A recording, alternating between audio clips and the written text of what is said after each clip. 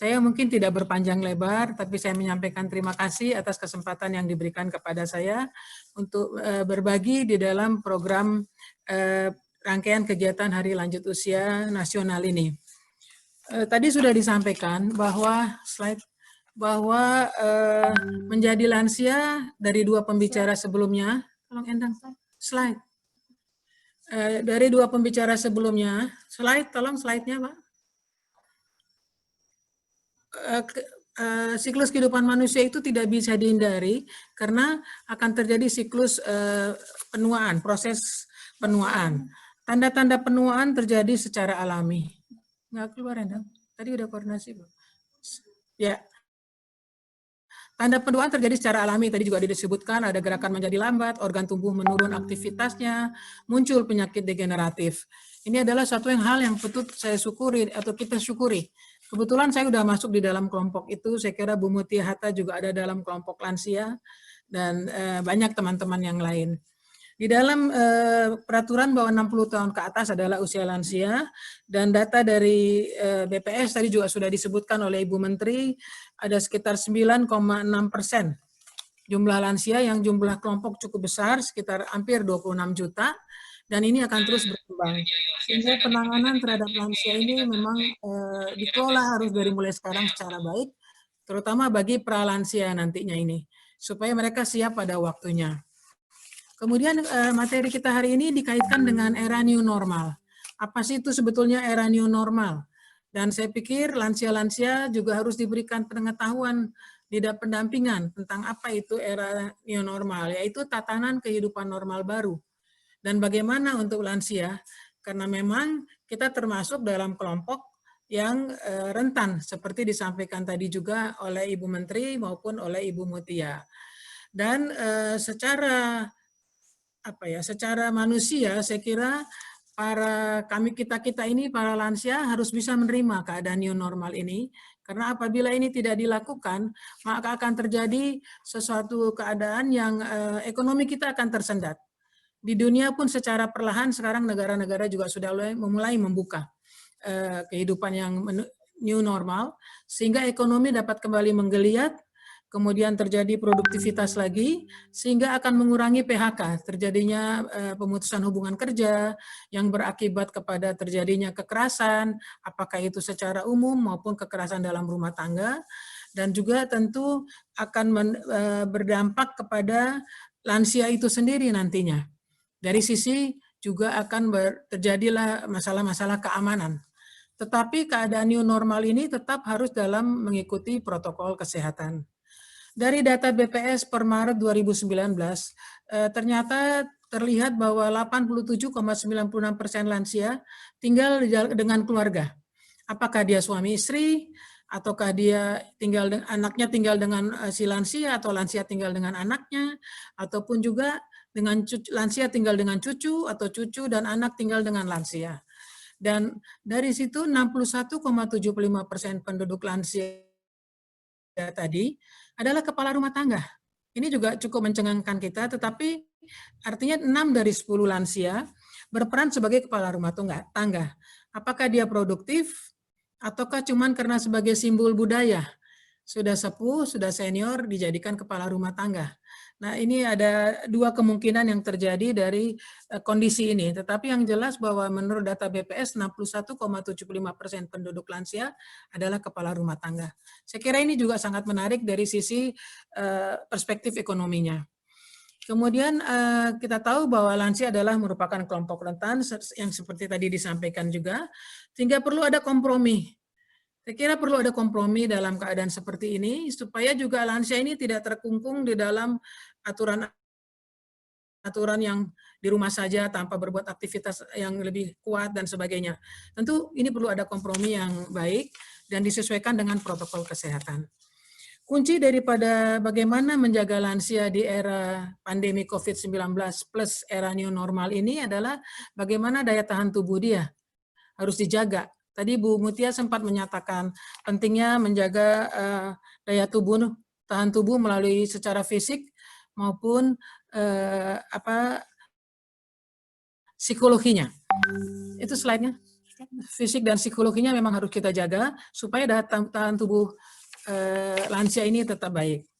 Tadi Ibu Menteri juga sudah menyampaikan slide berikutnya bahwa KPPPA telah melakukan pedoman gerakan sayang lansia. Saya kira ini sesuatu hal yang sangat kita tunggu-tunggu semua, dan itu sudah dimulai sejak zaman Prof. Yohana. Dan di era new normal ini, karena memang lansia yang selalu disebut paling rentan, dan harus di rumah saja dan sebagainya, saya kira ini adalah momentum. Momentum bagi kita semua untuk mensosialisasikan gerakan sayang lansia. Ini kebetulan juga berkah juga. Kalau selama ini gerakan sayang lansia disampaikan tetapi hanya pada saat ulang tahun saja atau dalam rangka peringatan Halun, tetapi kalau ini menjadi panjang. Selalu bicara tentang lansia gara-gara adanya pandemi, gerakan di rumah saja. Tadi Bu Mutia bilang ada yang sampai tidak boleh bertemu dengan yang lain karena kamu lansia, jadi dipinggirkan, didiskriminasikan. Nah sekarang ini tentu adalah momennya untuk kita bisa bicara lebih kuat lagi mensosialisasikan gerakan sayang lansia. Dan kami mohon mungkin kepada Ibu Menteri, peraturan menterinya bisa segera diterbitkan, Bu, sehingga secara hukum juga akan lebih kuat gerakan sayang lansia ini. Sasaran daripada kelompok lansia, daripada gerakan sayang lansia ini adalah kepada 3 kelompok, yaitu keluarga, lansia, dan di lingkungannya. Dan ini merupakan sasarannya, tetapi tetap melibatkan berbagai pihak. Sedikit mengenai keluarga. Keluarga ya tentu yang diharapkan dalam pedoman gerakan sayang lansia, slide, adalah keluarga yang ramah lansia.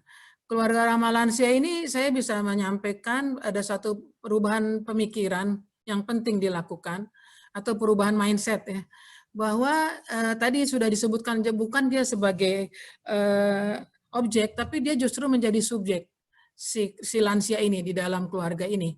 Menunjukkan kasih sayang, menunjukkan cara pandang yang karena ibu sudah tua atau ayah sudah tua, kita tinggal bersama, udah ayah sama ibu diam-diam saja, tidak usah aktivitasnya yang tidak terlalu repot.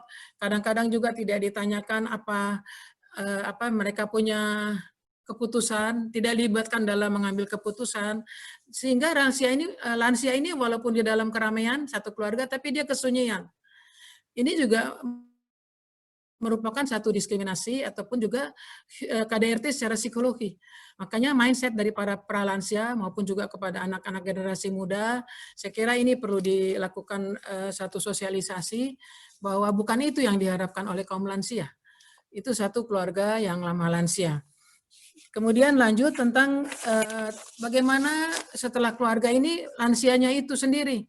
Lansia itu mau sukses tidaknya lansia di era new normal ini tergantung kepada lansia itu sendiri. Apakah dia mau bahagia dan bermartabat juga ada tanggung jawab dari dirinya sendiri, dan itu harus diberdayakan. Cara pemberdayaannya mungkin ada beberapa hal yang bisa kami usulkan, misalnya berpikir positif. Jadi jangan merasa saya sudah tua, tiap sebentar bilang saya sudah tua, lama-lama jadi tua beneran. Lebih bagus kita tetap optimis, kita berpikir positif, jangan percaya dengan berita-berita yang kadang-kadang hoax ya, yang mengakibatkan kita semakin mengecilkan diri kita sendiri. Kedua, kita tahu bahwa ada lansia potensial. Lansia potensial itu yaitu secara sosial ekonomi. Saya membaca tentang definisi dari sosial ekonomi, yaitu adalah bagaimana secara sosial dan ekonomi kedudukan atau posisi seseorang lansia dalam kelompok masyarakat yang berpengaruh. Apakah dia adalah seorang pendidik, apakah dia adalah seorang dokter, apakah dia seorang aktivis, ataukah dia seorang guru, ataukah dia seorang ekonom ya, atau juga mungkin dia wirausaha. Tapi dia ada di kelompok-kelompok lansia, usianya sudah 60 ke atas. Sebagai satu lansia potensial yang bisa kita terus kumpulkan menjadi satu komunitas yang membantu lansia-lansia yang masih perlu dibantu. Jadi ada satu komunitas bersama yang saling membantu dengan level kelansiaannya. Jadi perlu dioptimalkan lansia potensial ini. Kemudian yang ketiga, bagaimana berdaya, yaitu harus dia kita anggap di rumah itu, ataupun dia berada dimanapun, dia adalah pencari, bisa memberikan solusi, sumber pertimbangan dalam penyelesaian masalah dalam keluarga. Tadi Bu Menteri walaupun Bu Mutia sudah menyampaikan hal itu juga.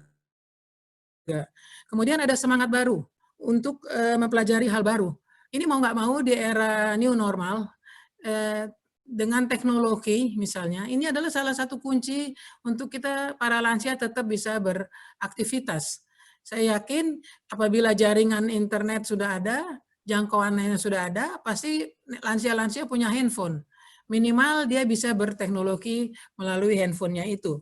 Dan para lansia tentu tidak boleh menyerah untuk belajar penggunaan teknologi ini walaupun sederhana. Selanjutnya adalah tetap produktif. Ini penting saya rasa untuk dikemukakan karena dengan produktivitas yang baik tentu kita akan menjadi lebih sehat dan juga bisa menjadi sumber ekonomi. Kita tahu banyak lansia-lansia di atas 60 tahun yang masih aktif. Misalnya dia punya catering atau di desanya juga melakukan pemberdayaan dengan bikin kue, kemudian dijual ke sekolah dan sebagainya atau kemana di tempat umum. Ini tetap dilakukan. Jadi sehingga sumber daya pendapatannya ini nggak hilang, tetap ada, dan nanti tentu distribusinya akan diatur. Apakah akan dibantu oleh yang lebih muda, apa anaknya, cucunya, atau di lingkungannya, ataupun juga mencari, kalau yang lebih canggih mungkin sudah pakai online, tetapi jangan diputus itu aktivitas produktivitas dari para lansia ini. Dan yang selanjutnya adalah pasti olahraga ringan dan jaga kesehatan dengan hidup yang seimbang, ini harus terus dilakukan. Serta ibadah. Saya kira untuk kita yang sudah sepuh-sepuh ini, peningkatan ibadah adalah membuat kita semakin nyaman, percaya diri, dan lebih tenang dalam menghadapi masa-masa lansia kita. Kemudian satu lagi sasarannya di dalam pedoman itu adalah lingkungan. Lingkungan ya pertama tentu tidak mendiskriminasikan para lansia. Apakah dia perempuan atau dia laki-laki atau dia cuman dia yang berkemampuan ataukah dia yang misalnya lansia potensial atau yang tidak potensial, ini semua jangan didiskriminasikan, karena memang tadi disebut Bu Menteri maupun Bu Mutia, di Undang-Undang Dasar kita mempunyai hak dan kewajiban yang sama. Oleh karena itu, pemenuhan hak lansia tetap harus diberikan walaupun di masa new normal ini. Kemudian pelayanan, yang kedua kami melihat pelayanan ramah lansia. Penting sekali, tadi Ibu Menteri bilang KPP sudah mengeluarkan KIE, tentang apa itu new normal atau pandemi COVID-19. Ini salah satu cara bagaimana lansia bisa memahami dan apa yang harus dia lakukan dan seperti apa sih kondisi yang dimaksud dengan new normal, yang dimaksud dengan COVID-19, pandemi, dan sebagainya. Dan pada saatnya tentu lansia juga akan mungkin harus berobat, pemeriksaan kesehatan, kemudian kegiatan-kegiatan lain, kalau dia merasa sehat, merasa kuat, nyaman, temperatur bagus, mungkin kepingin ke taman juga sekali-sekali.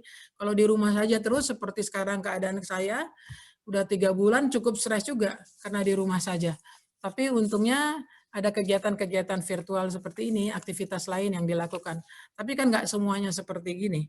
Makanya transportasi umum, fasilitas kesehatan, tempat-tempat umum, dan pelayanan pengaduan masyarakat, khususnya untuk lansia, ini perlu dilakukan di era new normal ini, dilakukan langkah-langkah yang untuk mengantisipasi hal-hal tersebut.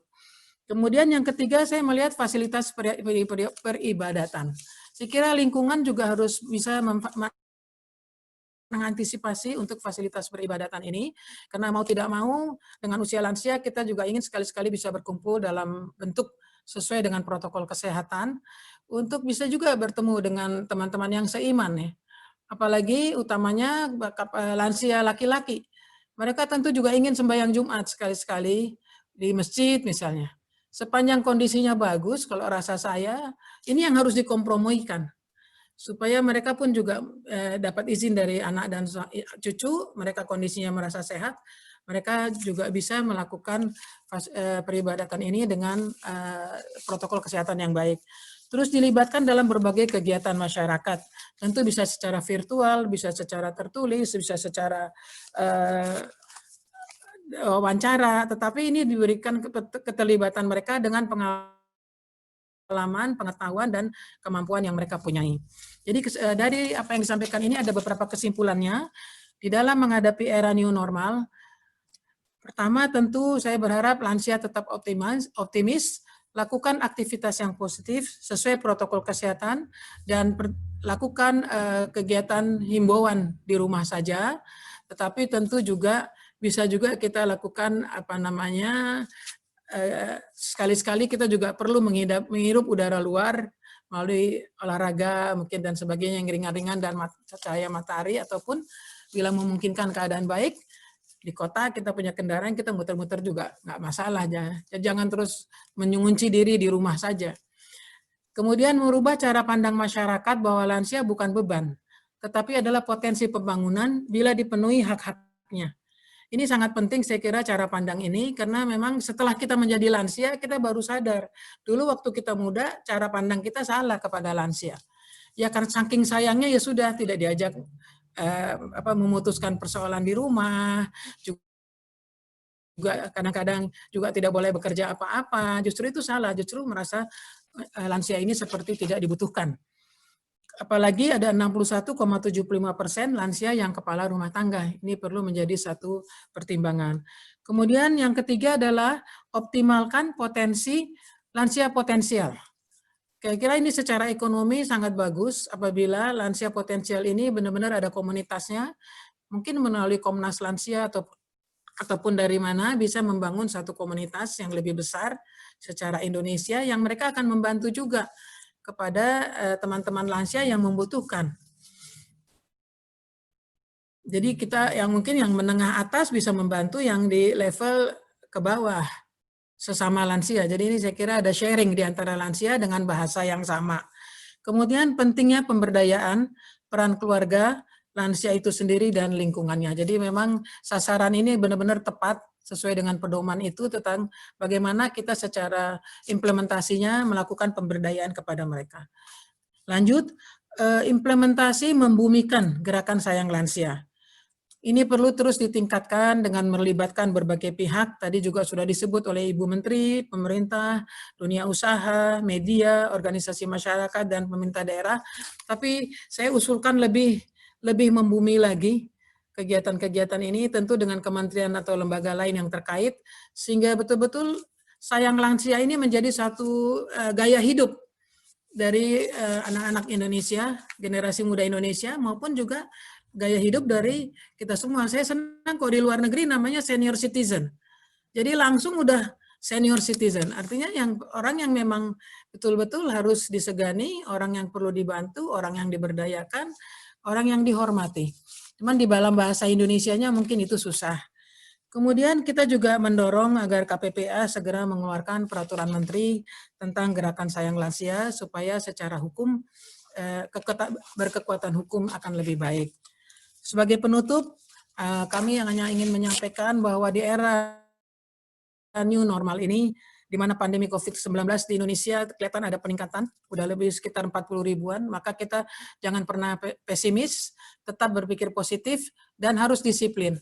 Apabila tidak disiplin dalam menjalankan protokol kesehatan dan anjuran-anjuran, maka tidak bisa memutus penyebaran dari COVID-19. Semoga pandemi COVID-19 bisa segera berakhir dan kehidupan kita bisa berjalan baik. Tentu ini tergantung dari kapan vaksinnya bisa ditemukan. Jadi kita tentu harus bisa menjaga diri dan hidup di dalam new normal ini dengan sebaik-baiknya. Banyak pelajaran yang kita dapat dari kejadian yang kita alami beberapa bulan terakhir ini, contohnya dengan cuci tangan, kemudian jaga jarak, dengan berpikir positif, menggunakan teknologi. Saya kira itu salah satu hikmah dari kejadian ini. Dan terakhir tentu tetap semangat, salam sehat, dan selamat Hari Lanjut Usia Nasional ke-24 tahun 2020. Sekian, terima kasih. Wabillahi taufik wal hidayah. Wassalamualaikum warahmatullahi wabarakatuh. Om Santi Santi Santi Om.